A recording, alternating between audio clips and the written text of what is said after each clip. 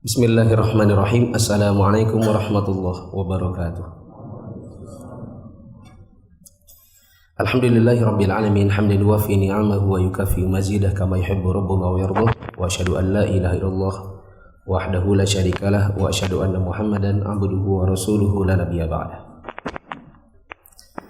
Hadirin jamaah yang dirahmati Allah, di kesempatan siang hari ini kita akan membahas beberapa amalan yang disunnahkan untuk dikerjakan di bulan Syawal, bukan bulan Ramadan. Mungkin Pak Dedi lagi puasa, dia lapar.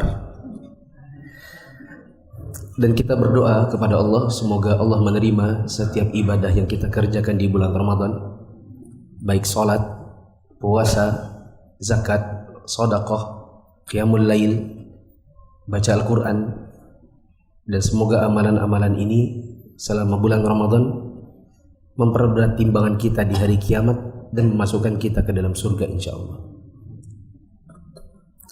Beberapa amalan di bulan Syawal. Satu, puasa Syawal. Dan biasanya khotib di khutbah Idul Fitri memesankan hal ini di bagian akhir khutbahnya. Puasa Syawal jumlahnya 6. Dan kalau kurang dari itu berarti tidak mencukupi pahala yang dijanjikan di dalam hadis Nabi. Tapi tetap dapat pahala. Karena kadang-kadang ada orang lupa tanggalan, ternyata sudah di penghujung Syawal, karena dia makan sana makan sini, silaturahim sana silaturahim sini, cicip sana cicip sini, lupa dia. Ternyata hari ini sudah tanggal 29. Dihitung-hitung puasanya kurang dari 6. Maka yang sudah dikerjakan tetap dapat pahala, cuma tidak secukup yang dijanjikan. Nabi SAW mengatakan, man shoma ramadhana thumma atba'ahu sittan min syawal fakana kasiyamid dahar. Barang siapa berpuasa di bulan Ramadan kemudian mengikutinya dengan 6 hari di bulan Syawal, maka dia seperti orang berpuasa 1 tahun. Cara menghitung 1 tahunnya, puasa Ramadan rata-rata 29 atau 30, tidak kurang dari itu, tidak pernah lebih dari itu. Kita anggap saja 30 ditambah dengan 6 hari, maka jumlahnya 36. Dan Nabi SAW pernah mengatakan, tudha'aful hasanatu bi'ashri amthaliha. Suatu kebaikan itu akan dilipat gandakan pahalanya sebanyak 10 kali. Maka 36 kalau dikali 10 jumlahnya 360. Dan 360 adalah sebanyak hari 1 tahun Hijriah. Makanya puasa Ramadan tambah Syawal kali 10, ini seperti puasa 1 tahun. Bagaimana kalau seandainya masih punya utang? Kalau masih punya utang, maka ada khilaf di antara para ulama. Sebagian ulama menegaskan wajib mendahulukan utang daripada Syawal. Alasannya karena puasa qadha, membayar hutang, ini hukumnya wajib, sedangkan puasa Syawal hukumnya sunnah. Tidak boleh seseorang mendahulukan yang sunnah di atas yang wajib. Sedangkan ulama yang lain mengatakan boleh saja mendahulukan yang Syawal di atas qadha. Alasannya karena Aisyah radhiyallahu anha, istri Nabi, ahli fikihnya wanita terbanyak meriwayatkan hadis kedua setelah Abu Hurairah bila ditotal dengan prianya. Aisyah radhiyallahu anha pernah diriwayatkan mengqadha puasa yang dia tinggalkan karena halangan di bulan Ramadan setahun yang kemarin, diqadhanya di bulan Sya'ban tahun setelahnya. Artinya bentar lagi mau Ramadan setelah itu baru qadha. Dan tidak mungkin Aisyah mengqadha dan merugikan diri dengan meninggalkan Syawal, bila memang harus qadha dulu baru Syawal. Bila memang harus qadha dulu baru Syawal, sementara qadhanya di bulan Sya'ban, berarti dia tidak puasa Syawal. Dan ini sesuatu yang tidak mungkin bagi seorang ahli fikih dari kalangan istri Nabi lagi. Pastilah Aisyah mendahulukan Syawal ketimbang qadha. Walhasil para ulama berbeda pendapat tentang boleh tidaknya mendahulukan Syawal di atas qada. Saya pribadi ambil jalan tengah. Bila seandainya utangnya cuma sedikit dan ditambah 6 Syawal itu cukup di bulan Syawal, maka dahulukanlah qada. Misalnya hutangnya karena haid 6 hari, 6 hari tambah 6 12, 12 dalam kurun 29 30 cukup, maka dahulukanlah qada. Tapi bila tidak cukup, misalnya karena sakit, misalnya sakitnya justru 30 hari, dan kalaupun dipaksakan untuk ditambah, untuk dikerjakan di Syawal pun nggak akan cukup, karena 1 hari di bulan Syawal, yaitu tanggal 1-nya saja sudah haram puasa, maka dipastikan kurang, tidak cukup rentang waktunya, maka tidak mengapa dahulukan Syawal di atas qada. Haruskah berturut-turut? Jawabannya tidak harus berturut-turut, karena memang tidak ada dalil yang memerintahkan wajibnya berturut-turut untuk puasa Syawal. Artinya diselang-seling boleh. Sebagian orang ada yang menselang-selingnya dengan cara melaksanakannya di Senin Kamis, Senin Kamis, Senin Kamis, atau ditaruh di 3 hari di tengah bulan, dengan harapan 1 kali puasa dapat puasa Syawal, dapat pula Senin Kamis, dan dapat pula puasa tengah bulan. Seperti hari Senin kemarin. Senin kemarin tanggal 13 Syawal, tengah bulan, hari Senin plus 6 hari Syawal. Jadi kemarin siapa yang puasa dapat combo, paket combo, ya, yaitu 1 kali puasa dapat 3 pahala.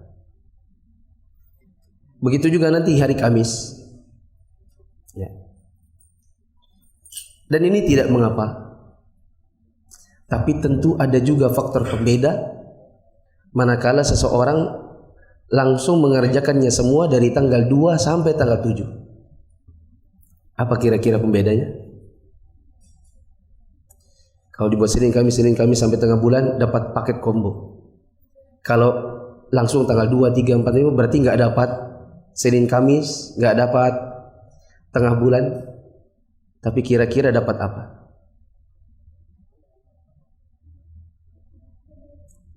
Enggak. Dapat kesempatan sebelum mati,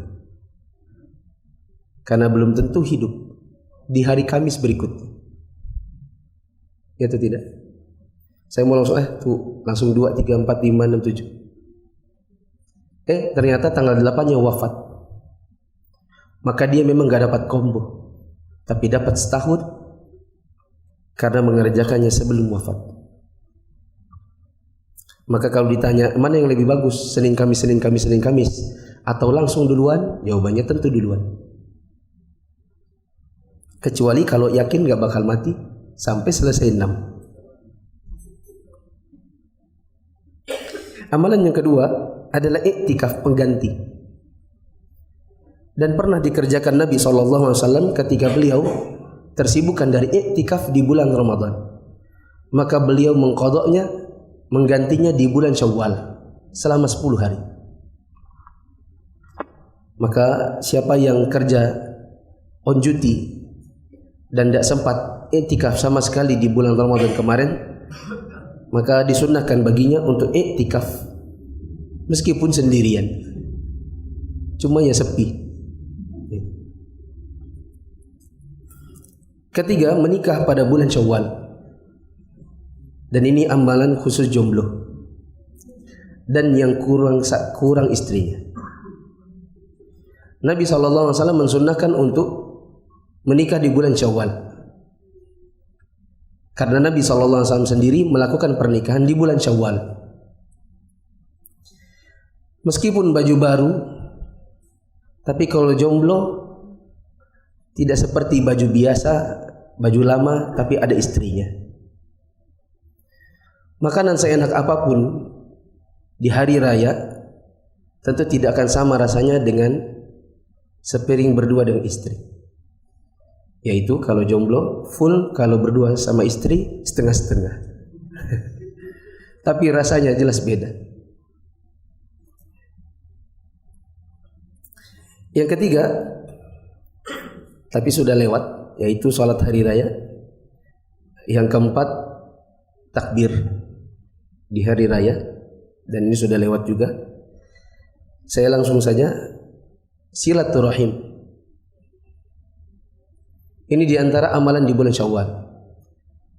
Apalagi memang kita pada umumnya baru melakukan silaturahim ini di bulan Syawal. Kebetulan menyinggung silaturahim, maka saya bahas beberapa adab silaturahim secara cepat. Di antara adab silaturahim,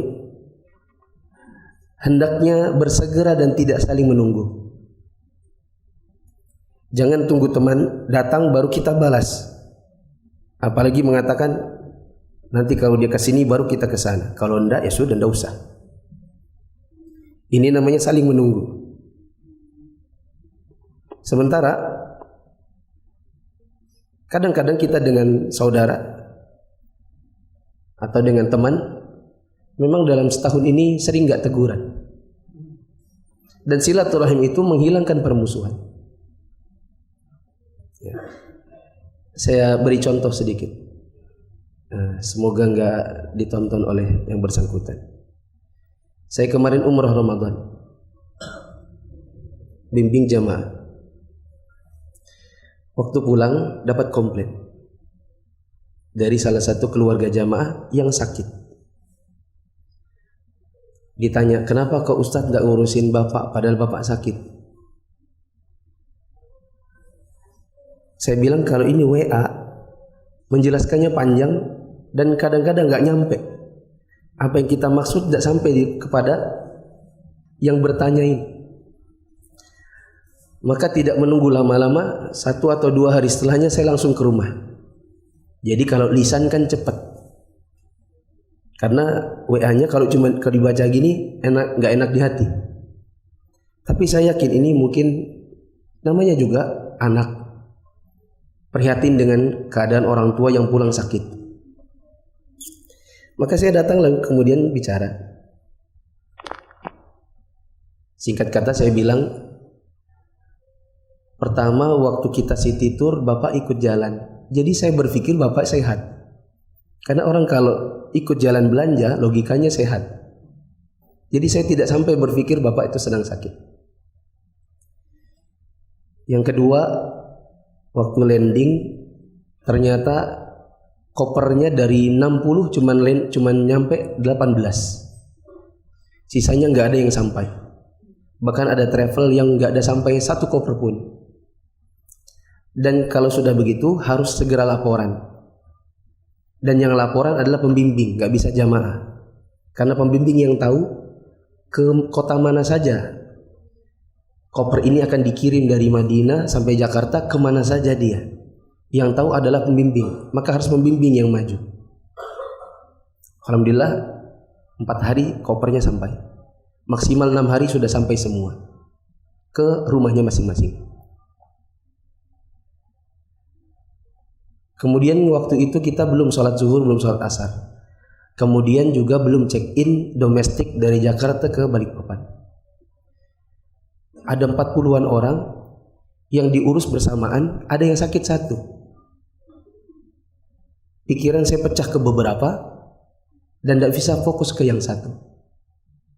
Sehingga kalau kemudian ada yang terabaikan, istilahnya yang sakit terabaikan, maka saya mohon maaf, tapi juga mohon pengertian. Karena yang diurus gak cuman 1 masalah. Ustadz harusnya kan ada yang bantu. Ada Bu, Mbak. Ada 3 orang asisten. Yang 1 bantu ini, 1 bantu ini, 1 bantu ini, dan 1 orang yang bantu yang sakit. Oh iya waktu itu gini. Akhirnya singkat kata, dari silaturahim langsung cair suasana dan saling memahami. Keluarga memahami kenapa saya tidak begitu memperhatikan yang sakit. Saya pun memahami bahwa keluarga ada komplain, sehingga saya pun butuh meminta maaf. Artinya silaturahim itu menghilangkan permusuhan. Maka jangan saling menunggu. Yang kedua, hendaknya saling mengabari. Jangan ujuk-ujuk datang. Apalagi di waktu-waktu istirahat, semisal jam 2, biasanya orang tidur siang, atau jam 10, biasanya orang sudah mulai istirahat. Sebagian kaum muslimin ada yang kalau pergi silaturahim maka mereka datang mendadak, tidak memberikan kesempatan bagi si tuan rumah untuk bersiap-siap. Akhirnya karena dianya sendiri datang mendadak, pelayanan dari tuan rumah pun tidak maksimal. Ketiga, perhatikan waktu yang pas. Keempat, perhatikan durasi. Jangan terlalu sebentar, jangan terlalu lama. Kalau Anda datang cuma sebentar, seolah-olah Anda cuma sekedar setor muka dan basa-basi saja. Tapi kalau Anda terlalu lama pun kadang-kadang membuat resah yang punya rumah. Mungkin dia juga akan datang tamu berikutnya, atau dia juga punya kerjaan yang lain yang tertunda karena keberadaan tamunya. Yang kelima, bicaralah yang bermanfaat. Yang keenam, hindari dosa, seperti bersilaturahim sambil ngribahi orang. Dan yang banyak melakukan ini biasanya kaum wanita. Kaum wanita kadang-kadang dia silaturahim ke rumah temannya si A. Dapat makanan cuma minuman cuma ini, pelayanan cuma begitu. Dia pindah ke rumahnya si B, lalu bercerita apa yang terjadi di rumahnya si A. Masa aku tadi di rumahnya A, cuma-cumanya itu keluar semua. Padahal kalau memang hanya sekedar memindahkan cerita, mending tidak usah datang sama sekali menurut si A bila dia tahu. Kalau cuma kamu datang ke sini hanya untuk menceritakan yang jelek dalam rumahku, mending kau nggak usah datang sebenarnya. Berikutnya, jangan berdebat. Karena mau silaturahim, mau ramah tamah. Kalau setelah itu malah berdebat, pulangnya nanti malah musuhan. Misalnya berdebat kemarin itu yang mana yang benar, Saudi apa Indonesia? Ya, ada yang bilang Indonesia lah, kita kan ikut ulil amri. Yang satu bilang ikut Saudi lah, Saudi itu kan kiblat. Jadi kau puasanya kapan? Aku puasa sampai kemarin. Oh, kalau aku puasanya 1 hari sebelumnya sudah enggak puasa. Tapi lebarannya kapan? Lebarannya juga baru kemarin. Loh, jadi enggak puasa waktu itu, sholatnya setelahnya. Enggak selesai perdebatannya. Kadang habis itu malah musuhan saja. Jangan bersuara keras.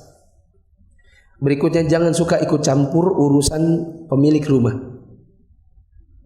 Ini kue-kuenya kok cuma sedikit.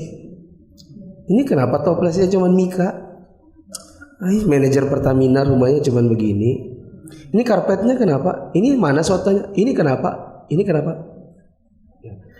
Yang punya rumah mungkin tidak akan senang apabila dikulik-kulik apa isi rumahnya. Berikutnya, jaga pandangan, yaitu fokus kepada si tuan rumah. Mata jangan kelayapan, jangan beredar, melihat jamnya, melihat perabotnya, kipasnya, AC-nya, karpetnya. Menebar pandangan seperti ini tentu membuat si tuan rumah tidak nyaman. Jangan campur baur dengan yang bukan mahram. Dan ini tanggung jawab sebenarnya ada pada tuan rumah, di mana tuan rumah sudah selayaknya menyediakan di mana laki-laki berkumpul dan di mana perempuan berkumpul. Apalagi kalau rumah itu cukup besar, maka buatlah area di sini menerima tamu laki-laki, di dalam menerima tamu perempuan. Misalnya tamu laki-laki di ruang tamu, tamu perempuan di ruang makan. Kemudian tidak boleh bersentuhan dengan yang bukan mahram.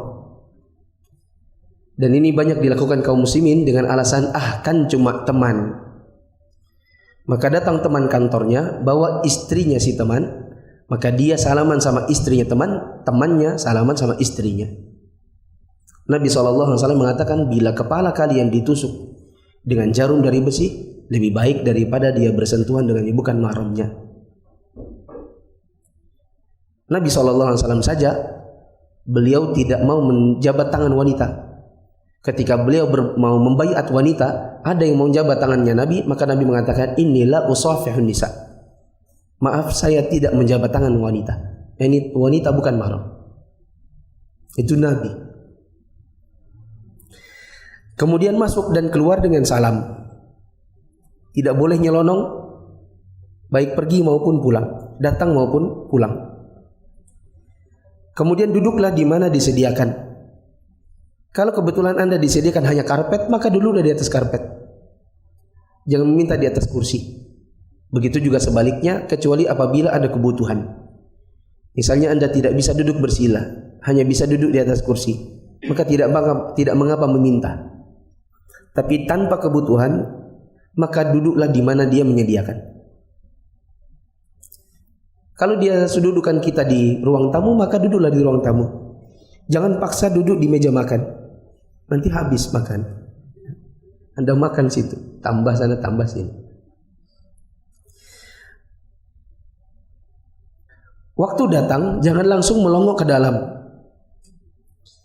Waktu datang, tangannya di pintu, tapi matanya jangan ke arah dalam. Matanya harus ke samping. Dan tidak boleh mengintip. Sampai-sampai ada athar dari sahabat, mereka mengatakan apabila ada orang ngintip, maka matanya dicolok, maka itu halal dan tidak perlu diat. Manakala ada orang datang langsung ngintip, misalnya di jendela, dari dalam ada sapu nyolok ke matanya, maka itu halal dan tidak harus diganti, karena memang dia yang salah. Adapun tadi perkara kenapa tangannya ketok ke pintu tapi matanya ke samping, salah satu hikmahnya adalah menjaga, siapa tahu ada aurat yang tidak siap dan dalam keadaan terbuka. Misalnya sebagian orang kalau kita longok ke dalam, ada bagian-bagian pintu, misalnya pintu kamar atau pintu kamar mandi. Kadang istrinya keluar dari kamar mandi karena kebiasaan hanya memakai handuk saja atau memakai daster saja, karena merasa aman. Bisa jadi pada suatu hari misalnya pintu itu tidak tertutup dengan rapat, terbuka karena angin, kita melongok ke dalam lalu kita lihat aurat istrinya. Datanglah dengan wajah yang baik dan senyum. Jadilah pendengar yang baik.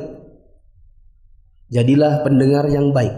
Kata Atha bin Abi Rabah, kalau ada orang bicara, maka aku dengarkan dia dengan seksama, seolah-olah aku tidak pernah tahu, bahkan seolah-olah aku tidak pernah lahir.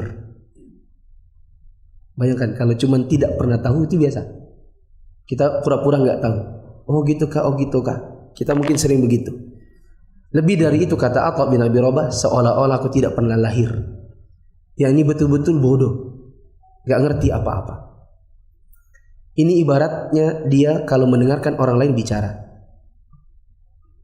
Kadang-kadang kita kalau sudah tahu sesuatu, ada orang bicara, kita tidak tahan untuk bilang, aku sudah tahu. Oh kok cuma itu, aku juga sudah tahu. Terima apapun perlakuan pemilik rumah. Misalnya Anda datang ke rumah atasan. Atasan sesama atasan, keluar tuh cotoknya, sotonya, burasnya, black forestnya, soft drinknya. Tapi karena Anda cuma bawahan atau pegawai yang mungkin di kantor hanya paling bawah malah, lalu kemudian Anda datang ke rumahnya, Anda diperlakukan tidak seperti yang lain. Sotonya nggak keluar, burusnya nggak keluar, yang keluar cuman teh panas. Black forestnya cuman dikasih lihat lepeknya saja. Tidak sedikit pun dia menawarkan kepada Anda. Maka harus siap demikian. Resiko Anda datang. Resiko seseorang bertamu ke rumah orang lain adalah harus terima bagaimanapun perlakuan si tuan rumah. Gak boleh sakit hati. Kalau Anda tidak siap sakit hati, kalau Anda penyakit hatian, tidak usah datang.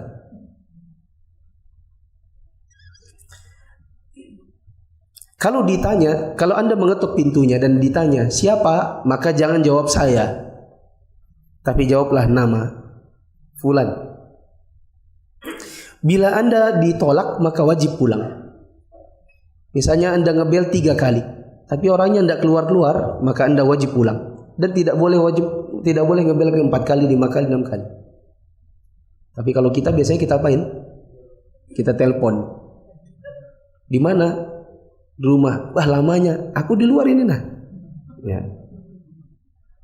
Padahal bisa jadi si fulan itu memang sengaja tidak membuka pintu karena tidak siap. Misalnya di dalam istrinya belum siap, belum mandi, lagi repot, lagi cuci piring.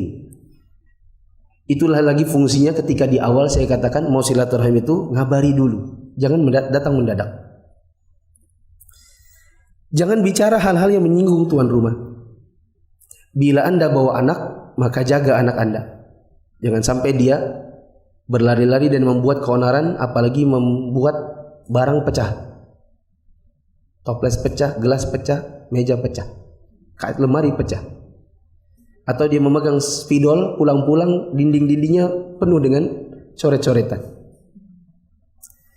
Terakhir, kalau Anda pulang, maka jangan minta-minta bungkusan. Kalau dikasih alhamdulillah, bila tidak maka jangan minta. Termasuk juga jangan menyindir. Misalnya mengatakan enak juga sotonya, apalagi kalau buat sahur.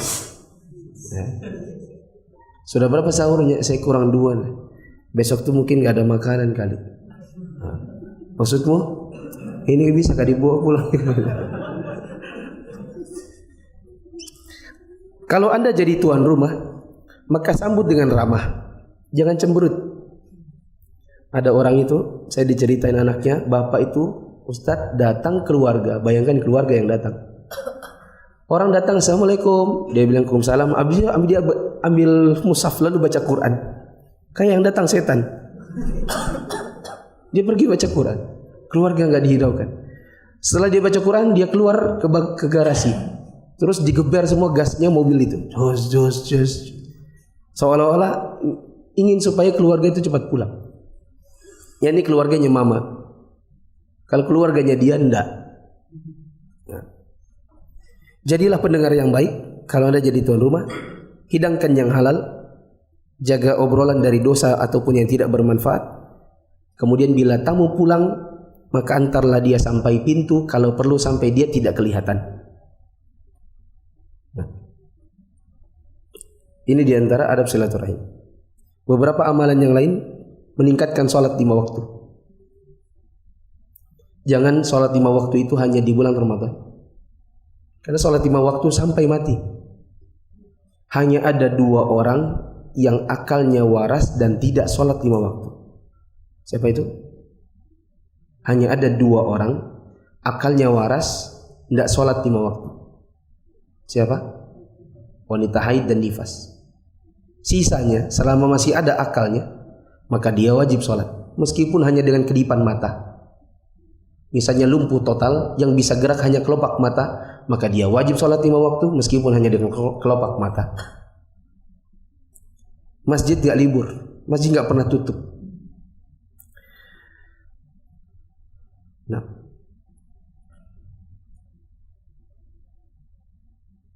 mungkin ini yang dapat kita bahas pada siang hari. Ada pertanyaan?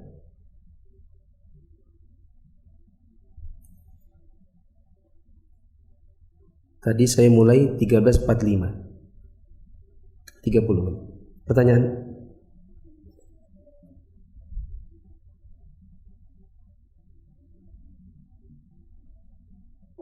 Facebook nggak ada?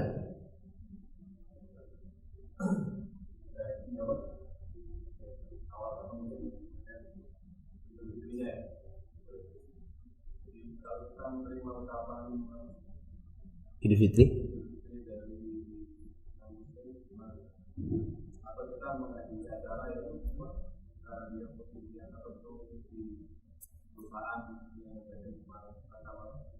Halal bihalal. Dia orang kafir, tapi dia yang bikin halal bihalal. Misalnya karena dia atasan, atau dia bikinnya di kantor, atau dia kirim ucapan. Terus kita apakan? Jawab saja terima kasih. Terima kasih ucapannya. Kalau perlu pakai bahasa Arab yang dia nggak paham. Misalnya walakumul hidayah. Dia kan jawab minal aidin fa'idin. Itu kan mungkin orang kafir hafal. Kalau kita tanya apa artinya, enggak tahu juga. Minal aidin wal fa'idin wal fa'izin itu kepanjangan dari Allahumma ja'alna minal aidin wal fa'izin.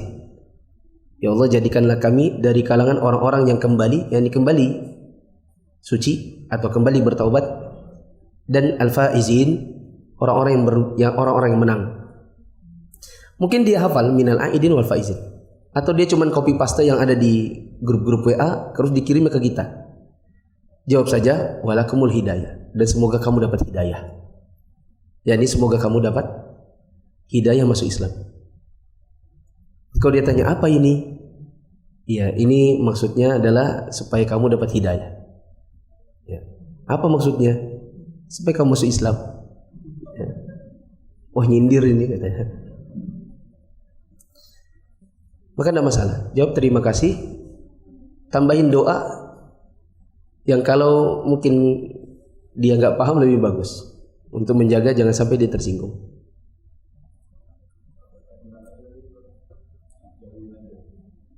Kalau acaranya acara kantor, tidak ada masalah. Tapi kalau dia yang open house dan kita datang ke rumahnya, kita khawatir nanti utang budi. Utang budinya adalah kalau dia ngundang lagi pas Natal, antum jadi nggak punya alasan untuk menolak. Kan sebagian orang di kantornya, pimpinannya adalah orang Nasrani. 25 Desember, dia undang ke rumahnya Natalan. Dan itu menurut akidah Islam haram hukumnya. Karena perayaan Natal artinya perayaan kelahiran anak Tuhan. Sementara dalam Islam keyakinannya adalah siapa yang mengatakan bahwa Tuhan punya anak maka dia kafir. Maka ini adalah perayaan kekafiran. Mendatangi dan memberi selamat itu sama dengan memberikan selamat atas sebuah kekafiran. Tapi kadang kita nggak bisa menolak karena orang kafir datang ke rumah kita atau ngundang ke rumah kita di waktu Lebaran. Lalu datang giliran hari rayanya, dia nggak bisa jawab apa-apa, kecuali terpaksa membalas undangan. Ini balas budi. Bapak saya di sebelah rumahnya, depan rumahnya, samping rumahnya, tiga-tiganya Kristen semua. Waktu di Her, yang sebelah kiri pernah tanya suatu sore, Pak, nggak main di sini kah? Kami Natalan. Oh, enggak Pak. Kenapa kamu waktu Lebaran kami yang datang? Kalau kami Natal, kenapa tidak dibalas kedatangannya? Mainlah kemari. Terus saya dengar bapak saya diam aja. Ya, mungkin mau untuk menjaga hubungan. Ya. Terus saya bilang, jawab saja. Kalau dalam agama kami ada namanya lakum dinukum waliyadin. Untuk urusan agama maka kita sendiri-sendiri. Untuk urusan dunia kita saling bermuamalah dengan baik. Ya, jawab gitu saja. Tapi nggak dijawab. Nah, kalau saya perlu berhati-hati, khawatirnya utang budi, dan nanti datang waktu Natal kita jadi nggak punya alasan kecuali terpaksa mendatangi. Pertanyaan?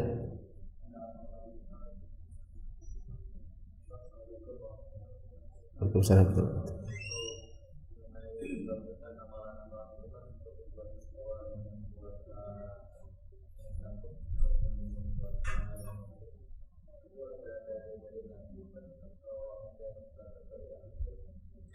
Adakah dalil dari Nabi secara khusus? Jawabannya wallahu alam belum ada. Tentang penggabungan antara beberapa ibadah yang teknisnya sama, bentuknya sama. Tapi memang disebutkan oleh para ulama dalam bentuk kaidah fikih. Dan tentu kaidah fikih dibangun dengan ijtihad para ulama. Bahkan sebagian dibentuk dengan nas. Tapi perlu diketahui, tidak semua kaidah fikih nas. Tidak semua kaidah fikih memiliki landasan dalil secara khusus. Adapun penggabungan tadi, puasa Senin Kamis, puasa tengah bulan, dan puasa Syawal, ini adalah pada kaidah fikih yang disebutkan para ulama, seperti disebutkan oleh Syekh Sa'di dalam kitab beliau Al-Qawaid wal Usul Al-Jami'ah wal Furuq wat Taqasim Al-Badi'ah An-Nafi'ah. Kata beliau kurang lebih, idza jatama'at ibadatan min jinsin wahid faqtafa bi fi'li ahadihima idza kana maqsuduhuma wahida. Apabila ada 2 buah atau 3 buah atau lebih ibadah, teknisnya sama, bentuknya sama, maka boleh dikerjakan hanya dengan satu saja dengan niat semuanya bila maksudnya sama. Hanya saja sebagian ulama yang lain mengatakan dalam penjelasan-penjelasan kaidah seperti ini, mereka mengatakan penggabungan ini apabila memang tidak bisa dipisah-pisah. Bila masih bisa dipisah, maka yang afdal adalah memisahnya. Contohnya misalnya kita dengar azan jam 4 kurang 5. Jam 5 kurang 5. Jam berapa sekarang? 5 kurang 10. Kita datang ke masjid dan kita lihat detik iqamatnya atau menit iqamatnya masih cukup 10 menit. Kira-kira 10 menit 4 rakaat cukup atau tidak? Cukup. Maka yang lebih utama adalah memisahnya dan tidak menggabungkannya. Berarti tahiyatul masjid dulu baru qobliyah subuh. Tapi kalau kita masuk sisa 2 menit memaksakan 4 rakaat, nampaknya tidak cukup. Maka buatlah gabung. Karena waktunya sudah tidak cukup. Berarti sholatnya cuma 2 rakaat, niatnya tahiyatul masjid sekaligus qobliyah subuh. Begitu juga apabila kita menganggap kurban di Idul Adha itu cuma sunnah dan akikah juga cuma sunnah. Tapi kalau saya pribadi lebih milih kurban dan akikah itu dua-duanya adalah wajib bagi yang mampu. Bila kita anggap dua-duanya sunnah, maka sebagian ulama mengatakan siapa yang datang hari raya kurban pas kebetulan 7 hari sebelumnya anaknya lahir, maka dia punya sunnah akikah, maka diperbolehkan 1 kambing dengan niat 2. Satunya kurban, satunya Idul Adha. Tapi kalau uangnya cukup, maka hendaknya jangan jadi 1, tapi kambingnya sendiri-sendiri. Allahu a'lam bishawab.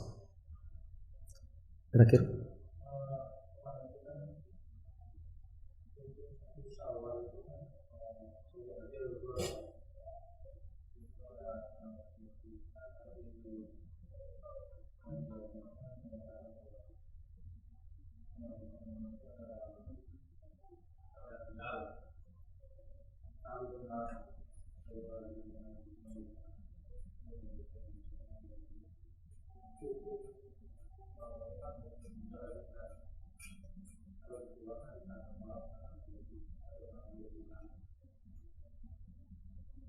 Dan orangnya ada di mana?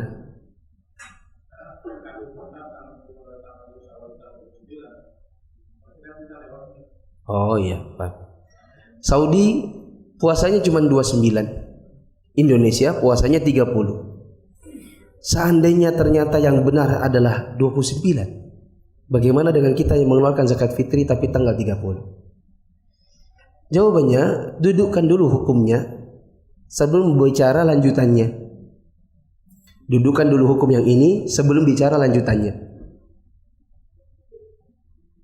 Dudukkan dulu sebenarnya yang benar melihat hilal itu satu untuk sedunia ataukah masing-masing negara? Ini dulu dibahas, baru kemudian turunannya yaitu zakat fitri. Karena zakat fitri ngikut dari penetapan waktunya, waktu Idul Fitrinya. Sebagian ulama memang ada yang mengatakan Mekah harus jadi patokan.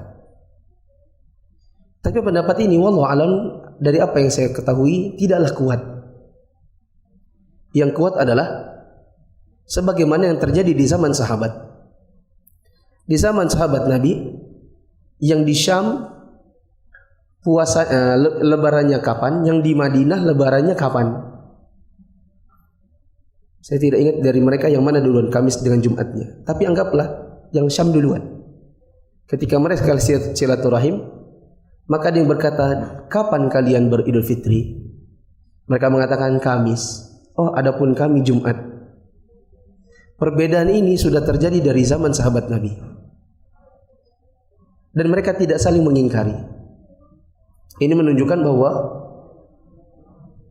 yang benar adalah ta'addudul matali' namanya, yaitu tempat-tempat matla' hilal yang berbilang, bukan ittihadul matali' atau ittihadul matla', bukan persatuan matla'.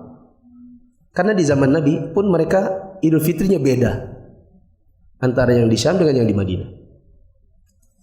Kalau sudah kita katakan masing-masing beramal dengan hilalnya sendiri-sendiri, maka masing-masing pun akan mengikuti amalannya Idul Fitri zakat fitrinya pun sendiri-sendiri.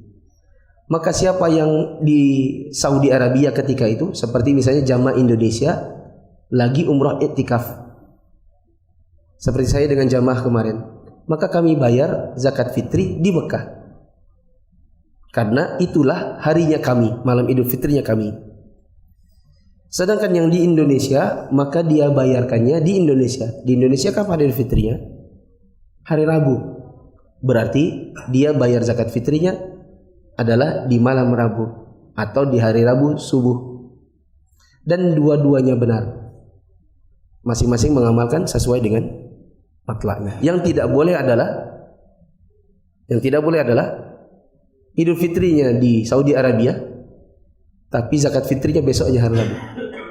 Atau di Indonesia hari Rabu Idul Fitrinya, baru bayar zakat fitrinya hari Kamis.